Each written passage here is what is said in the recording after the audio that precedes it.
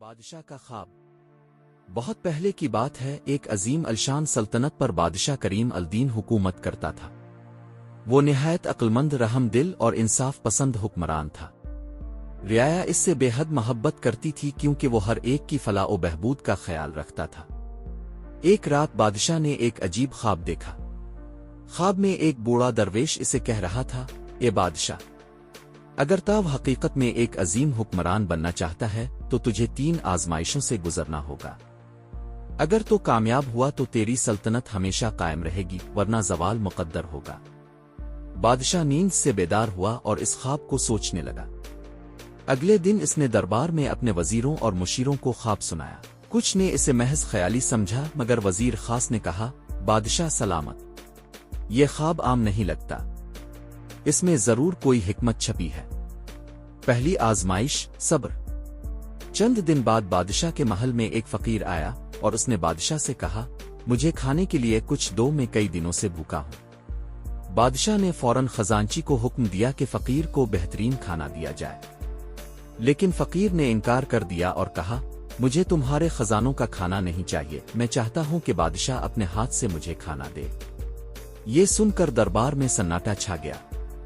بادشاہ نے لمحہ بھر سوچا، پھر مسکرا کر اٹھا اور اپنے ہاتھوں سے فقیر کے لیے کھانا نکالا۔ فقیر نے کھانے کے بعد کہا، اے بادشاہ، تاو نے پہلی آزمائش میں کامیابی حاصل کر لی، کیونکہ ایک حقیقی حکمران وہی ہوتا ہے جو صبر کے ساتھ اپنی انا کو چھوڑ کر خدمت کرے۔ دوسری آزمائش، انصاف۔ چند روز بعد 2 آدمی بادشاہ کے دربار میں حاضر ہوئے۔ دونوں ایک قیمتی ہیرے پر جھگڑ رہے تھے۔ ہر ایک دعویٰ کر رہا تھا کہ وہ ہیرا اس کا ہے۔ بادشاہ نے دونوں کی بات سنی اور پھر درباریوں کے سامنے فیصلہ سنایا، یہ ہیرا دونوں میں برابر تقسیم کر دیا جائے۔ یہ سنتے ہی ان میں سے ایک شخص گھبرا گیا اور فوراً بولا، نہیں بادشاہ سلامت، برا کرم اسے مکمل ہیرا دے دیجئے، کیونکہ یہ میری ماں کی نشانی ہے، میں اسے ٹوٹتے نہیں دیکھ سکتا۔ بادشاہ مسکرایا اور کہا، سچائی یہی ہے کہ جو چیز تمہارے لیے قیمتی ہو اسے برباد ہوتے نہیں دیکھ سکتے۔ یہ ہیرا تمہارا ہے۔ دوسرا آدمی شرمندہ ہو کر اعتراف کر بیٹھا کہ وہ جھوٹ بول رہا تھا۔ یوں بادشاہ نے دوسری آزمائش بھی کامیابی سے پار کر لی۔ تیسری آزمائش، قربانی۔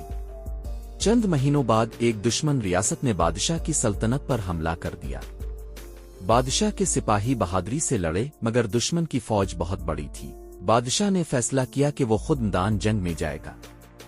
وزیر اور درباریوں نے اسے منع کیا، مگر بادشاہ نے کہا، اگر میں اپنی رعایا کے لیے جان قربان نہیں کر سکتا تو مجھے حکمرانی کا کوئی حق نہیں۔ بادشاہ نے اپنی فوج کی قیادت کی اور بہادری سے دشمن کے خلاف لڑا۔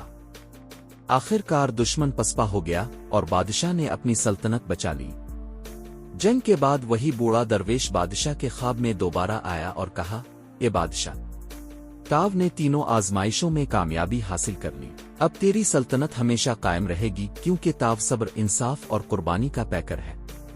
یہ سن کر بادشاہ نے اللہ کا شکر ادا کیا اور اپنی رعایا کے لیے پہلے سے بھی زیادہ محبت اور انصاف کے ساتھ حکومت کرنے لگا۔ نتیجہ، حقیقی حکمران وہی ہوتا ہے جو صبر، انصاف اور قربانی کے اصولوں پر عمل کرے۔ یہی خوبیاں ایک سلطنت کو ہمیشہ قائم رکھتی ہیں۔